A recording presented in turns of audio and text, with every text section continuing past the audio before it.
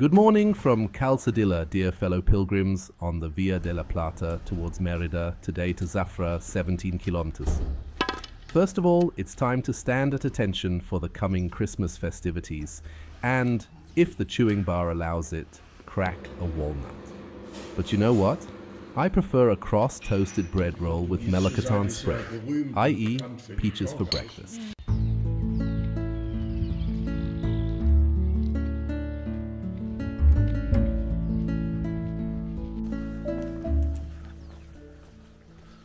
The first place we reach is the Iglesia del Divino Salvador.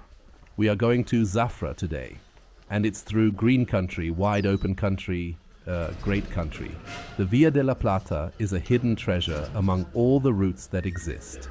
Thank you for allowing me to call part of it my second way of St. James. It caught my eye early on, and I always thought it might be a boring, repetitive desert, in whatever color. But it is more than that, much more. And I will see it again and walk it to the end, I'm sure.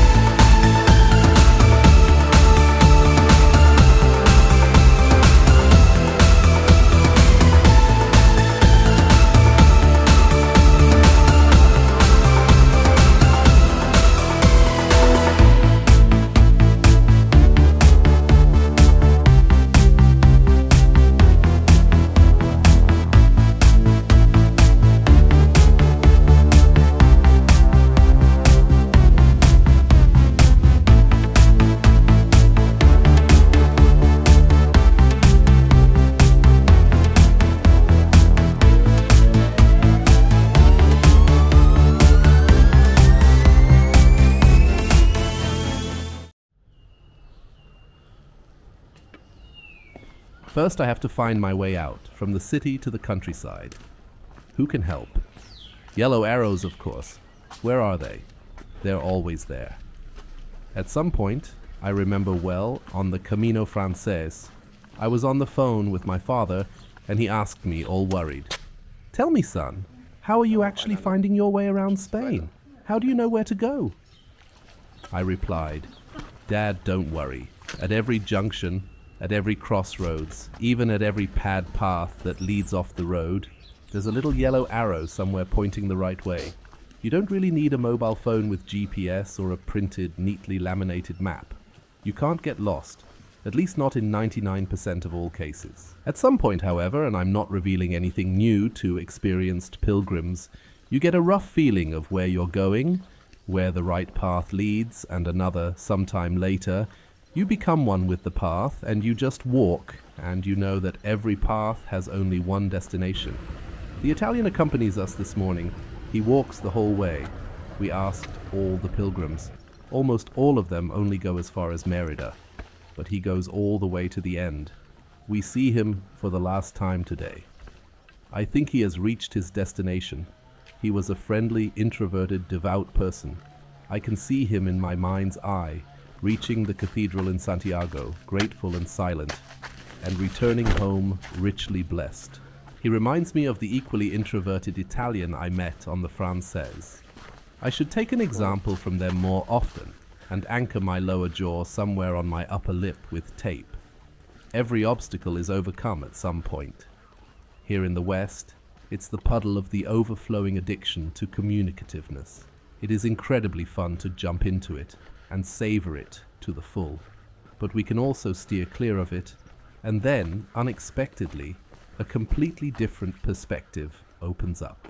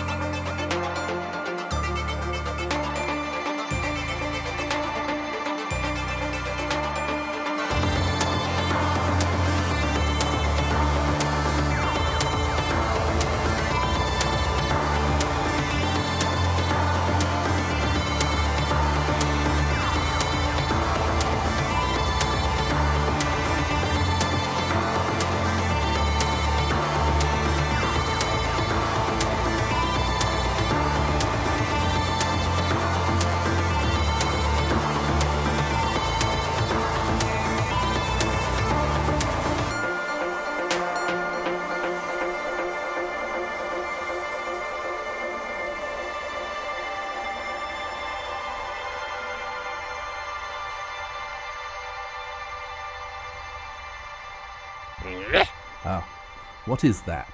That's a big pile of mud. Was ist das denn? Ein Haufen Matsche.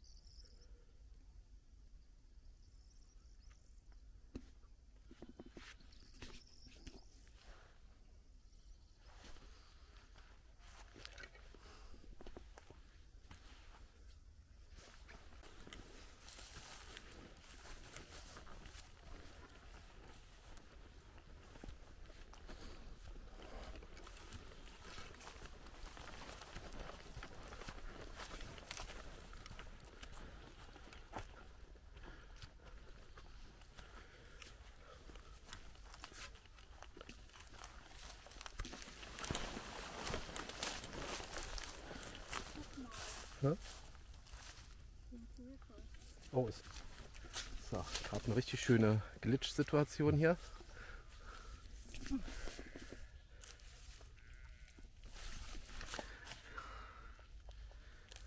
Aber wir haben es irgendwie geschafft. Hier auf den Stein. Und da... We have a slippery situation here now. But we made it somehow. I'm here on the stone and I praise my walking stick, because I was able to support myself well with it. I wouldn't have been able to do this kind of climbing otherwise. Now I just have to cross this water. There's a stone. Let's take it. I could just see myself in the washing machine tonight. I only did the washing yesterday, but we did it and stayed dry. Da ist ein Stein. Nehmen wir. So. Sehr gut.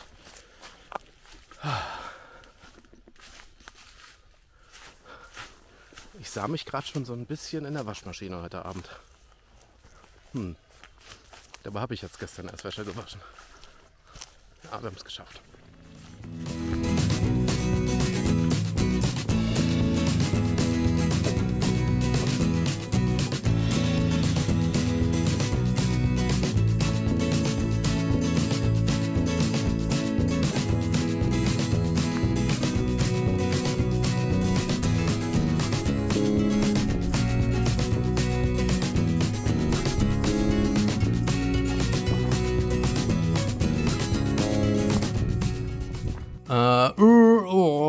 Ja. Was? Or ja, what? Oh yes, I could really do with a break, and here in Extremadura there's actually the first área de descanso para los peregrinos, a place to stay. Unofficial, of course, but still good and very welcome. I treat myself to a bite to eat, and it's not far now. Come on, we can do the last bit.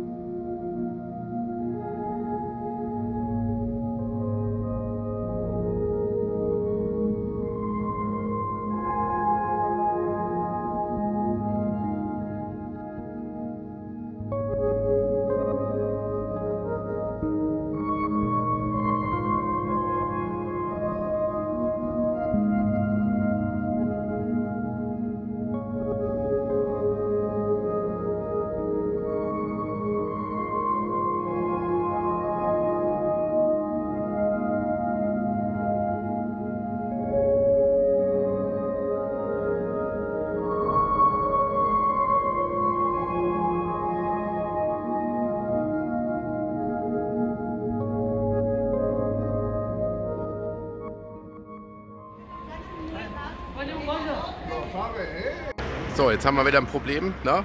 Hier sind einmal Pfeile, die zeigen geradeaus. Und da hinten ist auch ein Pfeil, der zeigt nach rechts. Now we have another problem. There are arrows pointing straight ahead, and there's another arrow pointing to the right. Then you look around a bit, and you find a sign that there is an alternative route here. And of course we take it, because that way we can avoid walking along the road. So, that's the way. Watch out, car traffic. Der lässt uns.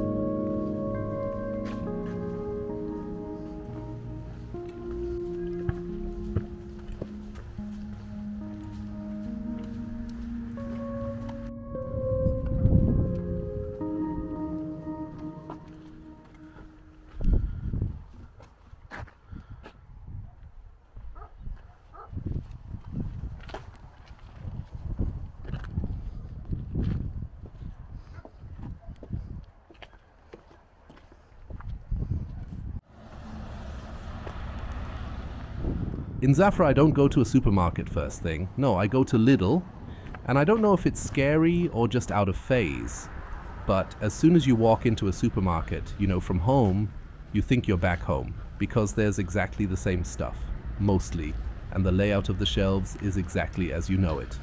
I then just walk with Gabby along the main street to the center, along the Christmas market, which looks like a tent festival of a fantasy medieval event, but never mind.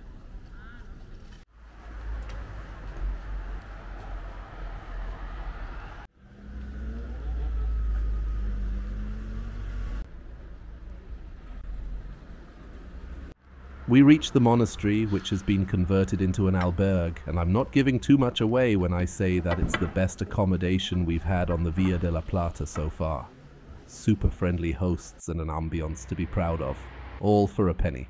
I can't remember, but I think it was under 20 euros. Put a stamp on it.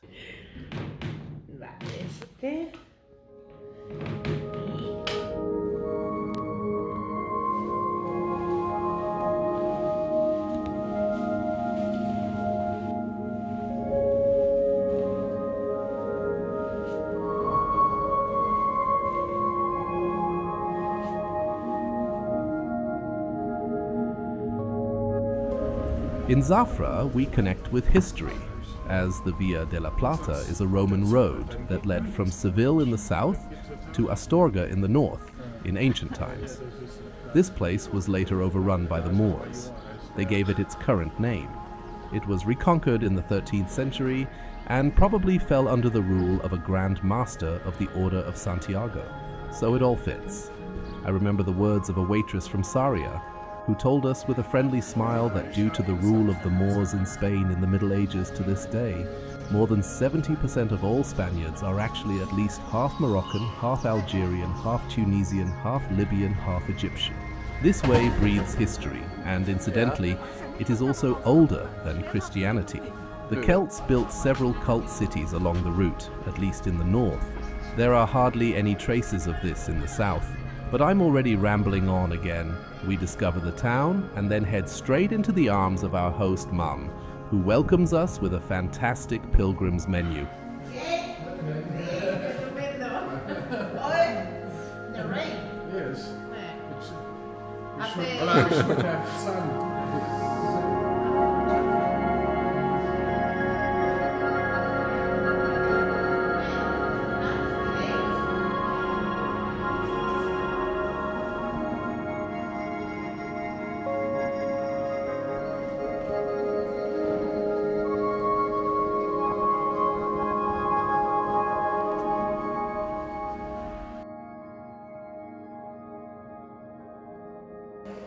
I'm in a monastery right now, and it's a wonderful garden. Look at this garden.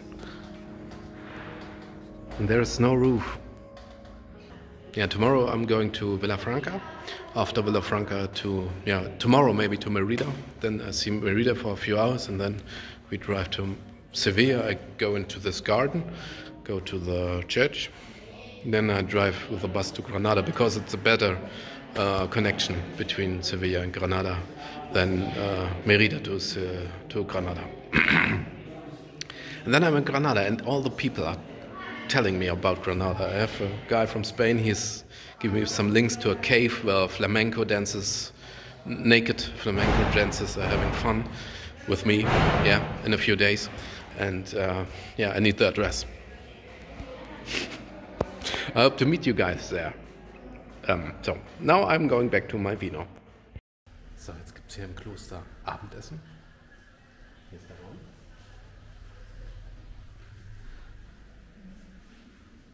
Sind noch alle Tische frei?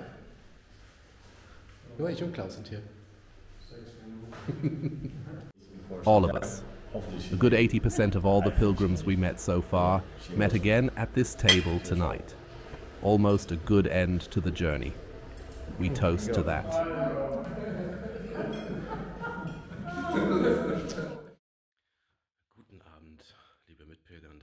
Good evening, fellow pilgrims. I have arrived at the Albergue. It's an old monastery here in a larger town called Zafra. It was a nice, pleasant walk. 20 kilometers through beautiful green fields that are probably only green at this time of year, and then in Zafra it started to rain. That meant we rested for a while and booked in. Yes, it was also full, so I only got the top bunk. The rooms are large and there is enough space. The bathroom is also nice, and something you should definitely bear in mind when you go here: don't just go wee-wee when you feel like it. Use the toilet. We had a wonderful pilgrim menu. The hosts here are ultra-hearty people and very, very friendly and helpful. I was even able to get my washing done again for the second day in a row. Now I'm clean, now I smell good. Tomorrow we can go on to Villafranca and enjoy the evening, and I'd say I'll see you tomorrow on the way to Villafranca. Ciao. So what happens next in Villafranca? We don't know. By the way, I'm wearing these mittens for protection. because of the small wounds I sustained from the bloody fight with the bloody bull. It will probably be the case that we will visit the town in the afternoon and then take the bus to Mérida, skipping the last 2 stops. The tourist guide also advises this indirectly, because it's supposed to be a bit boring and at least it describes quite well where the bus stop is. And it also says that quite a lot of pilgrims skip at least one section of the Via della Plata here, which I don't find bad at all on a short pilgrimage. If I was going all the way to Santiago, I wouldn't skip a stop either. But if I'm only traveling for 9 days, as I've already planned, and the destination is Mérida, and I'm obviously not quite getting into the pilgrimage feeling, but am more or less a tourist, although for a tourist I'm already carrying quite a lot of luggage, 15 kilos. Yes, a tourist has it sent, but I don't think you can send the stuff here. At least I haven't seen any organizations like Jackatrans in the north. I don't take it too seriously and will skip the station so we have time to have a look at Mérida. I can take some nice videos of Mérida and then, at least that's the rough plan now, I'll take the following steps. After Mérida, a day in Seville, from Seville to Granada. In Granada we'll see the Alhambra and then possibly Malaga, or we'll make a stopover to walk the Caminito del Rey. These are little Camino tidbits along the way, so to speak, that you can take a look at, and of course I'll take you with me. That's the rough plan, but for now we'll walk 20 kilometers tomorrow. Until then, ciao. So I'm going to lie down now, and the mouse is resting too. Watch out. Don't fall off. This is a loft bed. Nicht runterfallen. Ist ein Hochbett. Nein. Macht die Maus nicht.